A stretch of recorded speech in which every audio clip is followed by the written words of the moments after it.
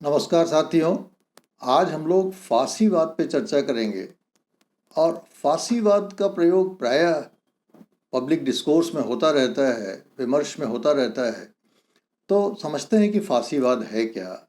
Actually जब भी फांसीवाद की बात होती है तो एक सर्वाधिकारवादी, एक टोटलिटेरियन आइडियोलॉजी हमारे जहन में आती है और इसके बहुत सारे शेड्स होते हैं टोटलिटेरियनिज्म के, जैसे फांसीवाद है, नाजीवाद है, साम्यवाद है और बहुत सारी अधिनायकवादी विचारधाराएं हैं। लेकिन आज हम लोग फांसीवाद पे बात करेंगे और फांसीवाद की जो सबसे अहम चीज़ है वो ये है, जो सर्वाधिकारवादी या टोटलिटेरियनिज्म शब्द हम लोग प्रयोग करते हैं इसके संदर्भ में, कि ये व्यक्ति और राज्य के संबंधों में व्यक्ति के ऊपर राज्य को रखता है और राज्य को सर्वाधिकार देता है। ये सबको ही सब कुछ अधिकार दे देता है। सब कुछ अधिकार देने का मतलब ये हुआ कि राज्य को ये अधिकार देता है कि व्यक्ति के न केवल बाह्य वरन वो उसके आंतरिक को भी एक प्रकार से नियंत्रित कर सके। इसका मतलब ये होता है कि जब हम बाह्य की बात करते हैं तो हमें स्वतंत्रता और समानता और इस तरह के बहुत सारे अधिकारों की बात आती है कि वो भारत व्यक्ति के स्वतंत्रता अधिकारों को नियंत्रित कर सकता है, पूर्ण रूप से नियंत्रित कर सकता है। लेकिन जब हम व्यक्ति के आंतरिक की बात करते हैं तो इसका मतलब ये है कि मनुष्य के जो मूल्य हैं, मनुष्य की जो नैतिकताएं हैं, उसके जो मान्यताएं हैं, उसको भी पूरी तरह से राज्य नियंत्रित करने की कोशिश करता है। ये सर्वाधिकारवाद की भावना है और फांसीवाद उसी का एक अभिन्न अंग है। तो एक प्रकार से देखा जाए तो जो राजनीतिक दर्शन का मूल प्रश्न है कि राज्य की नैतिक स्थिति क्या है। तो जब राज्य की नैतिक स्थिति की बात हम करते हैं तो इसका मतलब ये है कि व्यक्ति को कितनी स्वतंत्रता दी जाए और राज्य को कितने अधिकार दिए जाएं। तो व्यक्ति और राज्य की नैतिक स्थिति को निर्धारण करने में एक प्रकार से आप कह सकते हैं कि ये व्यक्ति की स्वतंत्रताओं को एक छोर पे रखता है, लगभग शून्य कर देता है और राज्य को संप्रभु बना देता है व्यक्ति के समक्ष। अर्थात व्यक्ति को केवल उतनी ही स्पेस है, उतनी ही लिबर्टी है, उतनी ही क्वालिटी है, उतने ही राइट्स हैं जितने कि राज्य उसको परमिट करता है। और इसलिए ये एक प्रकार से आप कह सकते हैं कि ये प्योरली अधिनायकवाद का समर्थन करता है, डिक्टेटरशिप का, डिक्टेटोरियल दर्शन का समर्थन करता है। इसके जो प्रणेता थे इटली में, बेनितो मुसोलिनी, आप सभी लोगों ने उनका नाम सुना होगा, प्राय उनका फांसीवाद पे चर्चा में संदर्भ आता है। उन्होंने एक बड़ा फेमस कथन अपना कहा कि राज्य के अंदर ही सब कुछ है, राज्य के बाहर कुछ भी नहीं और राज्य के विरुद्ध कुछ भी नहीं। अर्थात राज्य आपके पूरे जीवन के ऊपर एक प्रकार से संप्रभु के रूप में स्थापित है और आपको राज्य के विरुद्ध कहीं कोई अधिकार, कहीं कोई स्वतंत्रता राज्य के विरुद्ध नहीं है। तो हम कह सकते हैं कि पूरे जो राजनीतिक दर्शन है फांसीवाद का, वो व्यक्ति को एक साधन और राज्य को एक साध्य के रूप में ट्रीट करता है। अब आइए देखते हैं कैसी शुरुआत हुई इसकी। तो 20वीं शताब्दी के इस दूसरे दशक में इटली से पनपने वाली ये विचारधारा है। इस शब्द का मूल जो है फासियो शब्द से लिया गया है और फासियो का अर्थ होता है लट्ठों का एक बंडल। जैसे कि हम लोग अपने लकड़हारों को देखा करते हैं कि पुराने ज़माने में वो लकड़ी के पेड़ काट के लाया करते थे और उसको एक बंडल में के रूप में बांध दिया करते थे। तो अगर आपको एक लकड़ी दी जाए तो आप उसको तोड़ सकते हैं, लेकिन अगर पूरा बंडल आपको दे दिया जाए तो आप नहीं तोड़ सकते हैं। तो ये फैसियो वो प्रतीक है उस चीज़ का। और एक तरह से हम देखें तो ये अनुशासन का, एकता का और शक्ति का प्रतीक है फैसिज्म। तो मुसोलिनी ने 1915 में इटली में प्रथम फासियो का गठन किया। फासियो एक संगठन था जिसका नेतृत्व मुसोलिनी कर रहा था और उसकी प्रमुख भूमिका जो थी उसका ये था कि साम्यवाद के अभ्युदय से जो चुनौतियां इटली में आ रही थी, जो हिंसा बढ़ रही थी, उससे निपटना मूलतः इस संगठन का, फैसियो का प्रथम जो है कर्तव्यता या प्रथम ध्येय था। तो इटली की सामाजिक, आर्थिक और राजनीतिक स्थिति प्रथम विश्व युद्ध के बाद बहुत बिगड़ गई थी। 1914 से लेकर 1918 तक प्रथम विश्व युद्ध हुआ, आप सभी लोग जानते हैं। और इसके बाद इटली की जो दुर्दशा हुई, इटली की जो उसमें स्थिति पैदा हुई, उसमें बहुत सारा श्रमिक असंतोष बढ़ने लगा। और उसी पड़ोस में रूस में आप जानते हैं कि 1917 में रूस में रेड रेवोल्यूशन हुआ, रूसी क्रांति हुई, और रूसी क्रांति के बाद से जो वहाँ का मनोबल बढ़ा, जो इटली में वामपंथी थे उनका जो मनोबल बढ़ा, उन्होंने वहाँ पे काफ़ी हिंसा, क्रांति, खून खराबे इत्यादि शुरू कर दिया और पूरी प्रकार से एक अराजकता की स्थिति इटली में व्याप्त हो गई। और उससे जो है प्रभावित होकर मुसोलिनी ने ये इस प्रकार के अपने फैसियों का संगठन बनाया।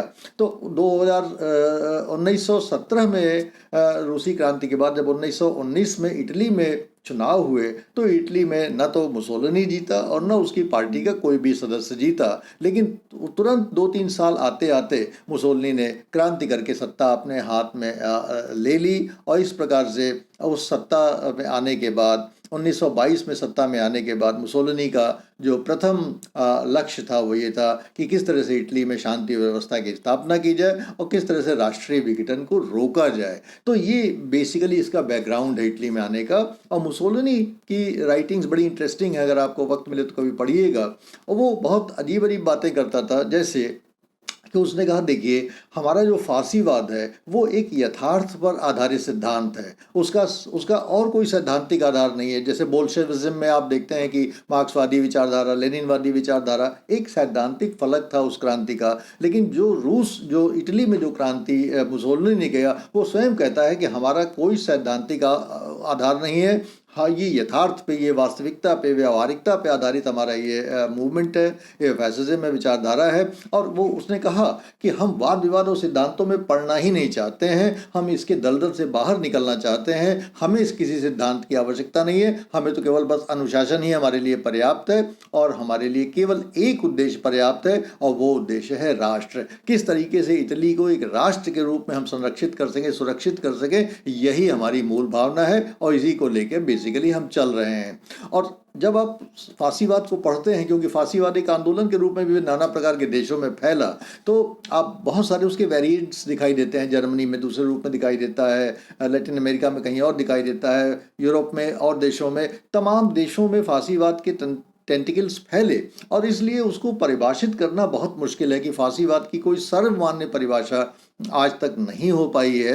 लेकिन हाँ, उसके कुछ मूलभूत सिद्धांत हैं जो कि टोटलिटेरियनिज्म से मैच करते हैं। और इसलिए आइए देखते हैं, कुछ सिद्धांतों को समझते हैं जो बड़े इंपॉर्टेंट हैं, जहाँ तक कि इसकी आइडियोलॉजिकल मूविंग्स हैं उसको समझने के लिए बड़े इंपॉर्टेंट है। पहला जो हम लोग सिद्धांत देखते हैं फांसीवाद में, वो ये देखते हैं कि उदारवादी लोकतंत्रों में और चाहे वो साम्यवादी व्यवस्थाएं रही हैं, उन सब में एक बौद्धिकता और तर्क का आधार है। साम्यवादी व्यवस्थाओं में भी आप जानते हैं कि मार्क्सवादी और लेनिनवादी तर्क हैं, और इसी प्रकार से जो उदारवादी लोकतंत्र हैं उसमें भी आपको बहुत सारे उदारवादी और लोकतांत्रिक तर्क मिल जाएंगे, जिसके आधार पे वो अपने अपने मूल्यों को परिभाषित करते हैं, अपने अपने मूल्यों को गढ़ते हैं, हमारे सामने प्रस्तुत करते हैं। तो ये फांसीवादी जो था, मुसोलिनी जो था, उसका ये कहना था कि देखिए भाई, हमें कि इसमें जो कोई बौद्धिकता का आप सहारा दे रहे हैं कि ये बौद्धिकता है, वो बौद्धिकता है, ये तर्क है, और आप में कोई बौद्धिकता नहीं है, आप में तर्क नहीं है। तो उसने कहा कि देखिए, जो तर्क, जो बौद्धिकता, जो विवेक हमको उदारवादी या साम्यवादी व्यवस्थाओं में दिखाई देता है, वास्तव में वो सारे के सारे एक प्रकार से पूर्वाग्रह हैं। और वो पूर्वाग्रह ये हैं कि आप तर्कों को गढ़ते हैं अपनी नैतिक मूल्यों को बचाने के लिए। अर्थात उसका कहना था कि लोकतांत्रिक व्यवस्थाओं में जो मूल्य गढ़े जाते हैं, उन मूल्यों को गढ़ने के बाद आपने उसको जस्टिफाई करने के लिए तर्क दिए। साम्यवादी व्यवस्थाओं के जो मूल्य हैं, उन मूल्यों को संरक्षित करने के लिए आपने कुछ अपने तर्क गढ़े। तो उन्होंने कहा कि नैतिक मूल्यों को बचाने के लिए ये तर्क और विवेक का सहारा लिया जाता है। और वास्तव में उसका मानना था कि वो सारे के सारे जो तर्क हैं, वो सारे का सारा जो विवेक है, वो उन मूल्यों के प्रति एक पूर्वाग्रह है, वो कोई वस्तुनिष्ठ तर्क नहीं है, वस्तुनिष्ठ बौद्धिकता नहीं है। और मुसोलिनी का मानना था कि चाहे वो तर्क हो भी और चाहे ना हो, तब भी वो मूल्यों का समर्थन करेंगे। साम्यवादी अपने मूल्यों का समर्थन करेंगे और लोकतांत्रिक और जो उदारवादी है वो अपने मूल्यों का समर्थन करेंगे। तो पहली चीज़ तो उसका ये कहना था कि ये जो बौद्धिकता का आरोप हमारे ऊपर लगाया जाता है, हम इसको नहीं मानते। हम तो वास्तव में देखते हैं कि हमारा देश कैसे बचे, हमारी जो भावना है वो प्रधान है, हमारा तर्क प्रधान नहीं है। हम भावना हमारी है कि हमारा इटली बचे, हमारा देश बचे, हमारा राष्ट्र बचे, ये हमारी सबसे महत्वपूर्ण चीज़ है। उसके लिए चाहे हमें किसी प्रकार के निर्णय लेने पड़े, चाहे उसका सैद्धांतिक आधार हो चाहे ना हो, चाहे उसमें विवेक आपको दिखाई देता है, तर्क आपको दिखाई देता है, नहीं दिखाई देता है, वो आपकी प्रॉब्लम है। हमारे लिए एक भावना का महत्व है तर्क के ऊपर। दूसरा जो महत्वपूर्ण इंटरवेंशन है फांसीवादी, वो ये है कि ये उग्र राष्ट्रवाद का समर्थन करता है। अर्थात इसका कहना ये है फांसीवादियों का कि देखिए, युद्ध और विस्तारवाद में हम विश्वास रखते हैं। अर्थात आपको इसमें हीगल और मैकियावेली का समागम दिखाई देता है, क्योंकि इनका कहना है कि जब तक कोई भी आप युद्ध करके अपने देश को बचाएंगे नहीं, अपने देश आपका सुरक्षित नहीं होगा। आज अगर आप वास्तव में अगर इस बात को देखें तो आपको दिखेगा कि हर देश की अपने युद्ध को लेके जो तैयारी होती है, भले ही वो मुसोलिनी की आलोचना करे, लेकिन वास्तव में ये तो हकीकत है कि हर देश युद्ध की तैयारी में जुटा हुआ है, चाहे वो अपने को लाख लोकतांत्रिक कहे, लेकिन युद्ध की तैयारियों से वो अपने को विरत नहीं कर सकता। तो मुसोलिनी का जो एंगल है उसको हम लोग ये जरूर कह सकते हैं कि भाई वो युद्ध को जस्टिफाई करता है। हम लोग लोकतांत्रिक व्यवस्थाओं में युद्ध के लिए तैयार होना एक बात है, लेकिन युद्ध को जस्टिफाई करना और इंपीरियलिज्म करना, विस्तारवाद करना, ये हमारी भावना नहीं होती है। लेकिन वो कहता है कि नहीं, हमें अपने को सुरक्षित करने के लिए युद्ध के लिए भी तैयार होना है, युद्ध करना भी है, और अब विस्तारवादी अपना दृष्टिकोण भी रखना है। तो ये थोड़ा सा उग्र राष्ट्रवाद की ओर हमें ले जाता है कि एक्सपेंशनिस्ट नेशनलिज्म, मिलिटरिस्टिक नेशनलिज्म के बारे में ये बात करते हैं। और वो कहता है कि वो सभी कार्य उचित हैं जिससे कि इटली का गौरव बढ़े।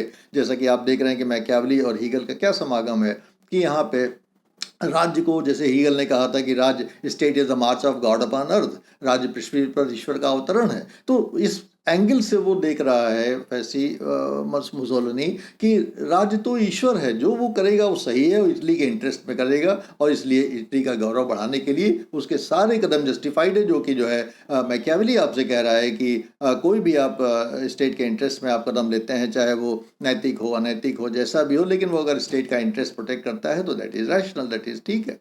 तो ये इतिहास, और फिर इनका ये भी मानना है कि देखिए, इतिहास पे मत डिपेंड करिए कि इतिहास की अपनी एक योजना है, इतिहास के अनुसार ही जो है हमें आगे बढ़ना है, हमारा समाज आगे बढ़ेगा। मुसोलिनी का मानना है कि वास्तव में जो इतिहास है वो और कुछ नहीं है, बल्कि व्यक्तियों का, समूहों का, संस्कृतियों का, सभ्यताओं का एक संघर्ष है, अनवरत संघर्ष है, और वही लोग बचते हैं जो श्रेष्ठ हैं। लेकिन हमें पता कैसे चलता है कि कौन श्रेष्ठ है? जो हमें यही पता चलता है कि जो बचते हैं उन्हीं से हम श्रेष्ठ की परिभाषा करते हैं। जो नहीं बचा उसके बारे में तो कुछ पता ही नहीं है। तो जो बचा वो इसीलिए बचा कि वो श्रेष्ठ है। तो जो शेष है, जो युद्ध करके अपने अस्तित्व को बचा रहा है, मैकियावेली कहता है कि वही श्रेष्ठ है, और इसलिए हमारे लिए युद्ध जो है एक प्रकार से महत्वपूर्ण है, और युद्ध करणीय है। युद्ध करके हम विस्तार करेंगे, अपने को बचाएंगे, अपनी सभ्यता का संरक्षण करेंगे। फांसीवाद में एक और बहुत इंपॉर्टेंट चीज़ है कि वो राष्ट्रीय एकता और सर्वमान नैतिक मूल्यों की बात करते हैं। अर्थात जैसे नॉर्मली आपने देखा होगा कि नैतिकता एक व्यक्ति की हो सकती है, एक समूह की हो सकती है, एक समाज की हो सकती है, एक राष्ट्र की, नाना प्रकार की नैतिकताएं हो सकती हैं। और आजकल जो उदारवादी लोकतंत्र है उसमें तो जैसे पोस्ट मॉडर्निज्म का जब से एरा चला है तब तक तो आप देख रहे हैं एवरीबॉडीज रैशनैलिटी इज सॉवरेन। हर व्यक्ति अपनी सोच में, अपनी चिंतन में, अपने विवेक में, अपने मूल्य में संप्रभु है, और उसको मानने के लिए इसीलिए आज नाना प्रकार के चीज़ों की मान्यताएं हैं, क्योंकि भाई हर आदमी जैसा सोच रहा है वो उसको करने की इजाज़त देता है संविधान। ज़्यादातर लोकतांत्रिक व्यवस्थाओं के संविधान देते हैं। लेकिन फांसीवादी को कहना है, मुसोलिनी का ये कहना है कि यदि प्रत्येक व्यक्ति और प्रत्येक समूह अपने अपने नैतिक मूल्यों के साथ जिएगा, जैसा कि उदारवादी लोकतांत्रिक व्यवस्थाओं में माना जाता है, तो समाज की समस्याओं का समाधान कैसे होगा? फिर तो हर समय कॉन्फ्लिक्ट पोजीशन पे पूरा समाज रहेगा, क्योंकि सब लोग अपने अपने मूल्यों के साथ जिएंगे। इसलिए उनका कहना है कि हमारी जो सोच है, हमारा जो फांसीवाद है, वो वास्तव में व्यक्तिगत और सामूहिक हितों को राष्ट्रीय हित से ऊपर नहीं स्थापित होने देगा, क्योंकि उससे राष्ट्र की एकता और राष्ट्र की श्रेष्ठता बाधित होगी और राष्ट्रीय हित पे बुरा प्रभाव पड़ेगा। तो ये भी इनकी एक सोच है। फिर इसीलिए जो फांसीवादी हैं वो जो वैश्विक राजनीति है उसको ज़्यादा तरजीह देते हैं, उसको ज़्यादा महत्व देते हैं घरेलू राजनीति पे। घरेलू राजनीति की सारी गोटियां इसी एंगल से चली जाएंगी कि वैश्विक राजनीति में आपका दबदबा बना रहे। और आज आप देखते हैं कि पूरी इंटरनेशनल डिप्लोमेसी, चाहे वो डेमोक्रेसी की हो, चाहे वो कम्युनिज्म की हो, चाहे चीन हो, चाहे अमेरिका हो, सारी डिप्लोमेसी इसी बात पे है कि किस प्रकार से ग्लोबल पावर रिलेशनशिप पे पूरा जो इकोसिस्टम है ग्लोबल, उस सिस्टम पे हमको हमारा वर्चस्व बना रहे। दोनों दोनों ही क्षेत्र, दोनों ही कॉम्प्स वही करते हैं। लोकतांत्रिक व्यवस्था वाले भी देश वही कर रहे हैं और साम्यवादी, वो कहने को मुसोलिनी के ऊपर थोप दिया जाता है, लेकिन फैक्ट ये है कि अगर आप फैक्ट चेक करें तो आपको दिखाई देगा कि सारा का सारा घरेलू राजनीति को नियंत्रित करने के लिए आज वैश्विक राजनीति एक बहुत बड़ा मोहरा बना हुआ है। अगर वैश्विक राजनीति में आपकी हनक है तो आपको लोकल पॉलिटिक्स में भी बहुत महत्व दिया जाता है। अगर आपकी विश्व में ही कोई पूछ नहीं है तो आपको घर में भी कोई पूछने वाला नहीं है। और इसीलिए फांसीवादी जो है सैन्य विजय को लोक कल्याण पे ज़्यादा महत्व देते हैं। करते हैं वो लोक कल्याण, लेकिन अपने एंगल से करते हैं, लेकिन उससे भी ज़्यादा वो सैन्य विजय को महत्व देते हैं। फांसीवाद की जो सबसे कठिन चुनौती है, और वो हम सभी लोग समझते हैं कि वो चुनावी राजनीति की बिल्कुल उपेक्षा करता है, क्योंकि उसका मानना है कि लोकतंत्र ही एक समझौतावादी व्यवस्था है। समझौतावादी व्यवस्था का क्या मतलब हुआ कि इसमें हर समय एक दूसरे से समझौता करना पड़ता है, क्योंकि इसमें बहुमत आपको चाहिए सरकार चलाने के लिए। अगर बहुमत किसी तरह से किसी पार्टी को नहीं मिला तो बहुत सारे आपस में समझौता करना पड़ता है, जो कि बहुत स्वार्थ पे, अनैतिकता पे और राष्ट्रहित को कॉम्प्रोमाइज़ करके वो समझौते होते हैं। और इसलिए कि सरकार चलाना है तो समझौता करना है। तो इसमें आने वाली सरकारें जो हैं अक्सर अच्छे निर्णयों को, पिछली सरकारों के निर्णयों को निरस्त कर देती हैं।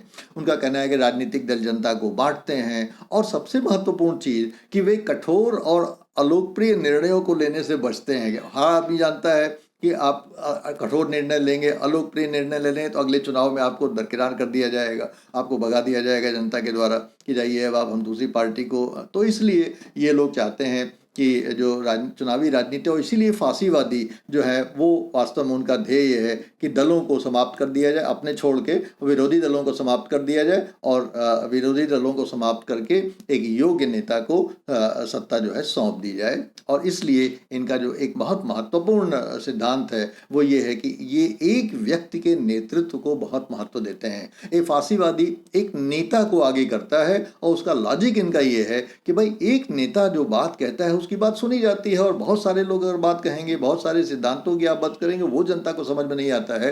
लेकिन हाँ, एक नेता अगर कोई बात कहता है तो वो नेता की बात अगर प्रभावशाली ढंग से कही जाए, जनता को समझा के कही जाए, तो जनता को समझ में भी आ जाती है। और ये भी चीज़ अपनी जगह पे सही है कि एक व्यक्ति के प्रति निष्ठा रखना ज़्यादा आसान होता है, बजाय कि 10 लोगों के प्रति निष्ठा रखी जाए, बहुत सारे सिद्धांतों के प्रति निष्ठा रखी जाए। तो फांसीवादियों का मानना है कि एकल नेतृत्व प्रधान होना चाहिए, पूरी व्यवस्था में एक नेता होना चाहिए जो कि एक प्रकार से पूरे देश को नेतृत्व दे सके। और इससे 2-3 बिंदु स्पष्ट होते हैं। पहला तो ये कि फांसीवादी ये मानते हैं कि राष्ट्र सर्वोपरि है, और जो कुछ राष्ट्र के लिए अच्छा है वही राइट है, वही सही है, वही उचित है। पहली चीज़ तो ये इसमें निकल के आएगी, राष्ट्र के अलावा कुछ नहीं उनको समझ में आता है। If something is good for the nation, that is good for each and every one of the people living in the society. तो पहली चीज़। और दूसरी चीज़ ये है कि राष्ट्रहित को है क्या, ये जो नेता कहेगा वही अंतिम रूप से माना जाएगा। आप कहेंगे, हम कहेंगे, कोई समूह कहेगा, कोई समुदाय कहेगा, उसका नहीं समझ में आएगा कि भाई वो राष्ट्रहित की बात कर रहा है। नेता जो कहेगा वही अंतिम रूप से राष्ट्रहित माना जाएगा। तो इस प्रकार से राष्ट्रहित सर्वोपरि है, और उस राष्ट्रहित को केवल नेता ही परिभाषित कर सकता है। इससे 2 संदेश निकलते हैं। पहला संदेश तो ये है कि राष्ट्रहित को परिभाषित करने के लिए नेता बहुत सारे मिथक गढ़ते हैं, बहुत सारे जिसको हम कहते हैं कि मिथ्स जो है लोगों के सामने प्रस्तुत करते हैं, और उन मिथकों में जनता का विश्वास पैदा करते हैं कि हाँ वो मिथक नहीं, वो वास्तविकताएं हैं। तो पहली चीज़ तो रैशनैलिटी का जब अभाव हो जाता है, रैशनैलिटी को जब हम दरकिनार कर देते हैं, भावनाओं पे जब हम आते हैं, तो हमको फांसीवाद में दिखाई देता है कि मिथकीय प्रयोग बढ़ जाता है। और दूसरा ये कि पूरे देश में, पूरे समाज में जो सबसे अहम मूल्य होता है वो सम्मान होता है, व्यक्ति का सम्मान, समाज का सम्मान, लेकिन सर्वोपरि राष्ट्र का सम्मान। और इस प्रकार से फांसीवादी व्यवस्थाओं में राष्ट्र के सम्मान को सबसे ज़्यादा महत्व दिया जाता है, अर्थात बहादुरी, शौर्य और आज्ञानुपालन, ये सभी मूल्यों से श्रेष्ठ माने जाएंगे कि अगर किसी व्यक्ति में ये है, और अगर किसी व्यक्ति में ये सब नहीं है तो इसका मतलब ये है कि वो वास्तव में फांसीवाद के सिद्धांतों का विरोध कर रहा है। और फांसीवाद की एक और महत्वपूर्ण विशेषता है कि ये समाज की पद सोपानी संरचना का समर्थन करता है और अभिजन के नेतृत्व का समर्थन करता है। पर समाज की पद सोपानी संरचना तो ठीक है, जैसे भारतीय समाज की भी संरचना एक प्रकार से अगर हम लोग देखें तो पद सोपानी ही मानी जाती है, लेकिन हम अभिजन के नेतृत्व का समर्थन नहीं करते। हम ये मानते हैं कि जनता भी यहाँ नेतृत्व कर सकती है, और एक से एक आपने देखा कि हमारे देश में गरीब से गरीब आदमी भी राष्ट्रपति और प्रधानमंत्री बन जाते हैं। तो हमारे यहाँ पद सोपानी संरचना है लेकिन जन नेतृत्व की भावना है। लेकिन फासीवाद में पद सोपानी संरचना के साथ साथ अभिजन नेतृत्व की, अर्थात समाज में जो सबसे ज़्यादा ऊंचे पद सोपान पे है वही केवल नेतृत्व कर सकता है, और जो नेता है वही सबसे ज़्यादा पद सोपानी में संरचना में श्रेष्ठ स्तर पे है और वही आपका नेतृत्व करेगा। और फाइनली कि जो फासीवादी व्यवस्था है उसका एक आर्थिक सिद्धांत भी है, और उस सिद्धांत को कारपोरेटिज्म कहते हैं। कारपोरेटिज्म का मतलब होता है, जैसे आजकल आप लोग देख रहे हैं कि बहुत सारे जो कृषि और उद्योग में जो प्रबंधन हो रहे हैं उसमें सारा का सारा जो प्रबंध है, तंत्र है, वही नियंत्रित करता है सारे श्रमिक संगठनों को और कर्मचारी संगठनों को। अर्थात कर्मचारी संगठन है, श्रमिक संगठन है, लेकिन वो सारे के सारे एक प्रकार से जो आपके मैनेजमेंट है, जो आपका प्रबंध तंत्र है, उससे द्वारा नियंत्रित होते हैं। और एक प्रकार से अगर देखा जाए तो ये पूंजीवादी और साम्यवादी व्यवस्था के बीच की एक तीसरी व्यवस्था है। साम्यवाद में क्या होता है? साम्यवाद में टोटली प्रबंध जो है वो श्रमिक नियंत्रित होता है। साम्यवाद में क्या पूंजीवाद में क्या होता है? पूंजीवाद में पूरा का पूरा एक प्रकार से पूंजीपति नियंत्रित ही व्यवस्था होती है। तो यहाँ पे हमें दिखाई तो ये दे रहा है कि श्रमिक संगठनों को बनाए रखा गया है, कर्मचारी संगठनों को बनाए रखा गया है, एकदम उनको समाप्त नहीं किया गया है, लेकिन वास्तव में वो नियंत्रित है प्रबंध तंत्र के द्वारा। और व्यवहार में और सिद्धांत में इसके जो निहितार्थ हैं वो क्या है कि सैद्धांतिक रूप से तो ठीक है कि भाई एक श्रमिक संगठन भी है, एक कर्मचारी संगठन भी है, आप कह सकते हैं कि वहाँ पे जो श्रमिकों का अस्तित्व है वो बना हुआ है। लेकिन व्यवहार में क्या होता है कि ये विरोध की संस्कृति का एक प्रकार से अंत दिखाई देता है, क्योंकि वो श्रमिक संगठन, वो कर्मचारी संगठन किसी प्रकार से प्रबंध तंत्र का विरोध करने की स्थिति में नहीं होते हैं, क्योंकि वास्तव में उनके द्वारा वो नियंत्रित होते हैं। तो इस प्रकार से हमने देखा कि जो ये फासीवादी आंदोलन है, फासीवादी जो व्यवस्था है, ये 1919 से लेके और 1945 तक, जब तक ये द्वितीय विश्व युद्ध चला है तब तक इसका अस्तित्व रहा। इसके बाद ये ख़त्म कर दिया गया, और यहाँ तक कि विश्व युद्ध के बाद इवन जर्मनी और इटली में भी इस फासीवादी विचारधारा को प्रतिबंधित कर दिया गया। लेकिन आज भी अनेक लोकतांत्रिक देशों में भी आज आपको फासीवाद के भग्नावशेष दिखाई दे जाएंगे। कहीं कहीं ये सर उठाते हैं। ये नहीं कहा जा सकता कि उनकी सारी चीज़ें खराब हैं, लेकिन हाँ, आज जिन लोकतांत्रिक मूल्यों, जिन उदारवादी व्यवस्थाओं में हम लोगों ने सांस लिया है, हम लोगों ने जिया है इस पूरे जीवन को, विगत 70-75 साल में हमने अपने देश में, तो आज फासीवाद को हम एक संदेह की दृष्टि से देखते हैं। हम उसे सपोर्ट नहीं करते। दुनिया में कहीं भी फासीवाद को अच्छा नहीं माना जाता है, उसकी जन स्वीकार्यता नहीं है। भले ही उसके कुछ राष्ट्र गौरव के अच्छे तत्व हो सकते हैं, लेकिन जहाँ बात स्वतंत्रता की आती है, जहाँ बात अधिकार की आती है, जहाँ बात लोकतांत्रिक व्यवस्था की आती है, उस पर हट से एक संदेह पैदा हो जाता है और हम उससे बैकआउट कर जाते हैं। तो मुझे पूरा विश्वास है कि आपको थोड़ा सा फासीवाद के बारे में कुछ इंट्रोडक्टरी बातें हमने बताई, वो समझ में आई होंगी। अगर आपको इस संबंध में कोई भी प्रश्न हो तो ज़रूर हमसे शेयर करने की कृपा करेंगे। Thank you very much.